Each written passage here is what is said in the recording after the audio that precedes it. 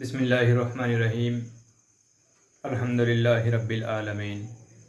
Student, जिस तरह के हमने अपना सेल साइकिल का चैप्टर जो है वो स्टार्ट किया हुआ है और उसमें हमने इंट्रोडक्शन टू सेल साइकिल को डिस्कस किया, फिर हमने इंटरफेज़ को डिस्कस किया है और आज के लेक्चर में हम जो एम फेज़ है या जो माइटोटिक फेज़ है उसे डिस्कस करेंगे। तो जब हम माइटोटिक फेज़ की बात करते हैं तो हम ये कहते हैं कि हमने जो माइटोटिक फेज़ है, जो डिवीजन फेज़ है, उसको आगे दो डिवीजन्स में या दो फेजेस में डिवाइड किया हुआ है। एक हमारे पास कैरियोकाइनेसिस है और दूसरी हमारे पास साइटोकाइनेसिस है। कैरियोकाइनेसिस के बारे में हम कहते हैं कि डिवीजन ऑफ क्रोमोसोम। ये वो डिवीजन है जिसमें जो क्रोमोसोम हैं ये डिवाइड होंगे, ठीक है। और दूसरी जो फेज है हमारे पास साइटोकाइनेसिस, उसके बारे में हम बात करते हैं कि साइटोकाइनेसिस हमारे पास कौन सी फेज है जिसमें जो डिवीजन ऑफ साइटोप्लाज्म है वो काम होगा। तो हम देखते हैं इसके बारे में कि हमारे पास जो एम फेज है या जो माइटोटिक फेज है, इसको हम देखते हैं माइटोटिक फेज। तो इस माइटोटिक फेज को बच्चे आगे हमने दो फेजेस में जो है वो डिवाइड किया हुआ है। कौन कौन सी फेजेस हैं? एक हमारे पास कैरियोकाइनेसिस है और दूसरी हमारे पास कौन सी है? साइटोकाइनेसिस। अब ये जो साइटोकाइनेसिस है, ये साइटो है असल में क्या? साइटोप्लाज्म।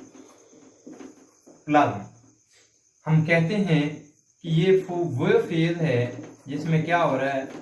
Division of cytoplasm. इसको हम कहते हैं, ये हमारे पास साइटोकाइनेसिस है। और जो कैरियोकाइनेसिस है, कैरियो हम कहते हैं किसको? क्रोमोसोम्स को। तो इसमें फिर हम कहते हैं कि हमारे पास क्या है? Division of chromosomes. Division of क्या है बच्चे हमारे पास? क्रोमोसोम।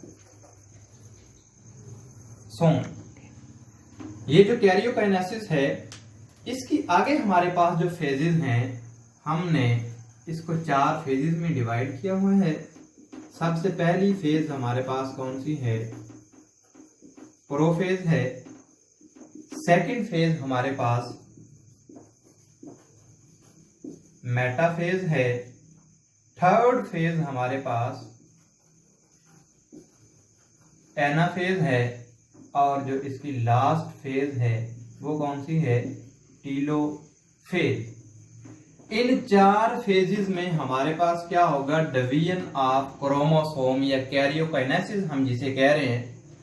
जब ये चारों फेज में अपना अपना काम मुकम्मल कर लेंगे, नेक्स्ट हमारे पास जो डिवीजन होगी माइटोसिस में वो होगी साइटोकाइनेसिस, जिसको हम कहते हैं division of cytoplasm.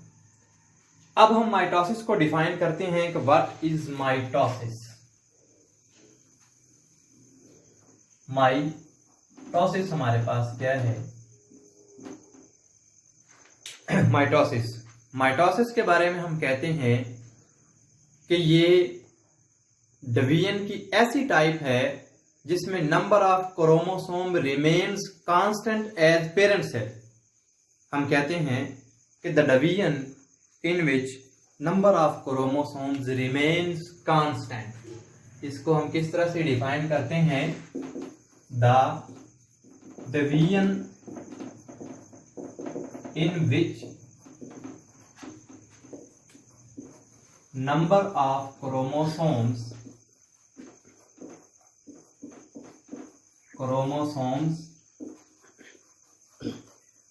remains constant। या इसमें हम ये भी कहते हैं कि number of chromosome are present as their parental cell. हम ये कहते हैं कि number of chromosomes as their parent cell. मतलब क्या है कि अगर जो हमारे पास पेरेंट सेल है उसमें 46 क्रोमोसोम है, तो आफ्टर डिवीजन जो बनने वाला सेल है उसमें भी 46 क्रोमोसोम ही प्रेजेंट होंगे। इसको हम कह रहे हैं हमारे पास क्या है, पेरेंट सेल है, और ये हमारे पास क्या है, डॉटर सेल। पेरेंट और डॉटर सेल में जो नंबर ऑफ क्रोमोसोम्स हैं रिमेन्स कांस्टेंट। फिर हम एक और बात कहते हैं कि ये जो डिवीजन है हम कहते हैं ये हैप्लॉइड सेल्स में भी, हैप्लॉइड एंड डिप्लॉइड सेल, दोनों सेल्स में ही जो ये डिवीजन है ये प्रेजेंट होती है, हैप्लॉइड सेल में भी और डिप्लॉइड सेल में भी। फिर हम ये बात करते हैं कि division of plants and animals are same but slight difference are present. हम कहते हैं कि स्लाइट डिफरेंस प्रेजेंट,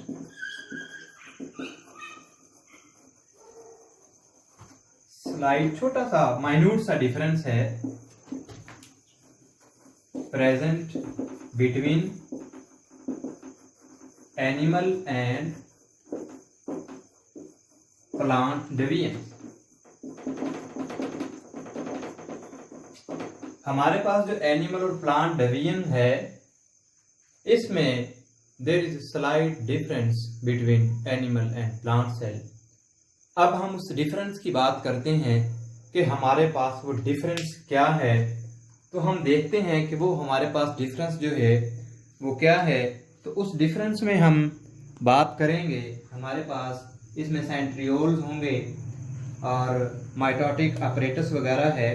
तो हम देखते हैं कि इनमें डिफरेंस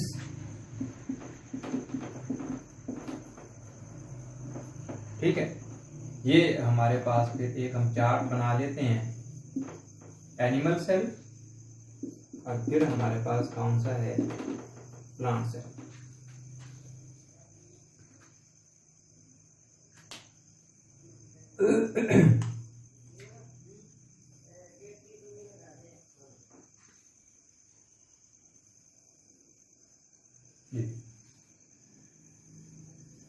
सबसे पहला जो हमारे पास डिफरेंस है हम कहते हैं कि सेंट्रियोल्स।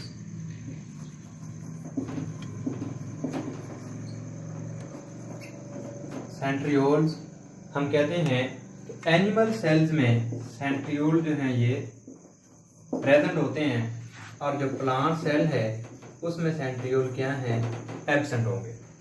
एनिमल सेल में सेंट्रियोल्स प्रेजेंट हैं, जबकि जो प्लांट सेल है उसमें सेंट्रियोल क्या है, एब्सेंट है।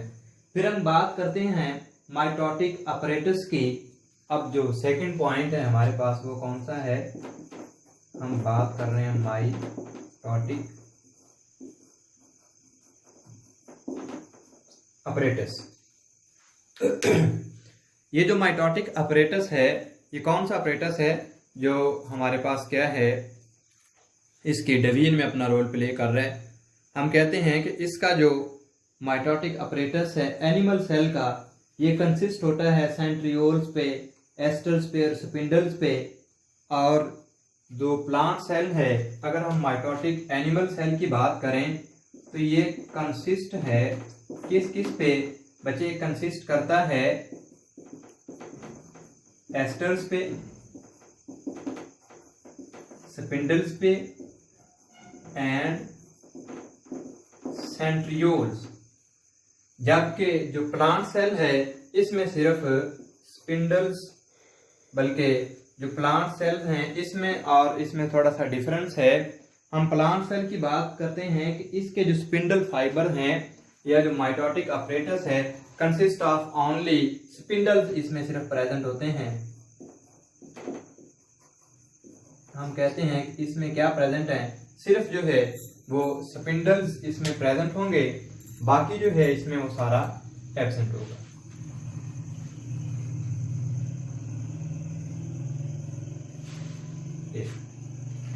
तो ये दो डिफरेंस बच्चे हमने देख लिए हैं। तीसरा डिफरेंस हमारे पास कौन सा है, हम कहते हैं कि साइटोकाइनेसिस।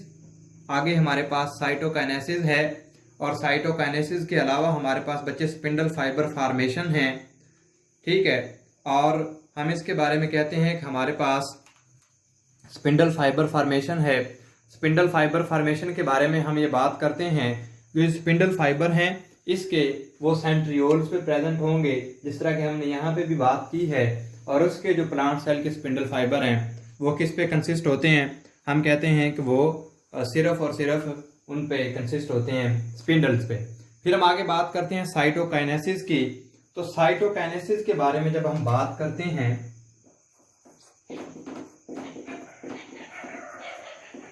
साइटोकाइनेसिस, अब ये साइटोकाइनेसिस क्या है, हम कहते हैं कि डिवीजन ऑफ साइटोप्लाज्म। सिंपल, जिस तरह के हमने यहाँ पे डिस्कस किया है, डिवीजन ऑफ साइटोप्लाज्म है। तो फिर हम कहते हैं it occurs by contractile ring formation. किसमें, एनिमल सेल में। हम कहते हैं ये जो होती है ये वाली cytokinesis by contractile ring formation. एक रिंग बनता है इनका, कॉन्ट्रैक्टाइल रिंग, ठीक है, जिसकी वजह से हमारी जो साइटोकाइनेसिस है, जो डिवीजन है साइटोप्लाज्म की, वो हो जाती है। फिर हम बात करते हैं कि प्लांट्स में। तो प्लांट्स में हम कहते हैं इट अकर्स बाय फ्रेगमोप्लास्ट, ठीक है, बाय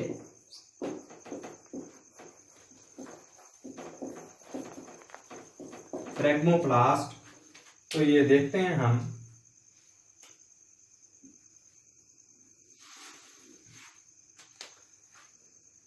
तो हमने इसकी बात की इट अकर्स बाय फ्रेगमोप्लास्ट। अब ये फ्रेगमोप्लास्ट क्या है, हम कहते हैं कि हमारे पास जो फ्रेगमोप्लास्ट है असल में गाल्जी बॉडीज जो हैं इसमें जो प्रेजेंट हैं, ये रिस्पॉन्सिबल होती हैं फॉर सेल फॉर्मेशन के लिए। गाल्जी बॉडीज से असल में कुछ केमिकल्स जो हैं वो रिलीज होते हैं, वेसिकल्स रिलीज होती हैं, जो प्लांट सेल में क्या करती हैं, फ्रेगमोप्लास्ट करवाती हैं। उसका जो रिंग फॉर्मेशन है, जो डिवीजन है साइटोप्लाज्म की, वो पॉसिबल हो जाती है। फिर हम कहते हैं शेप ऑफ सेल। अगला हमारे पास जो इनमें डिफरेंस है वो कौन सा है, शेप ऑफ सेल।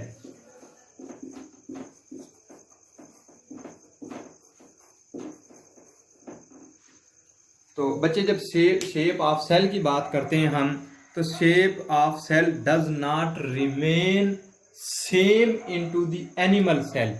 हम कहते हैं कि जो एनिमल सेल है, shape does not remain same, shape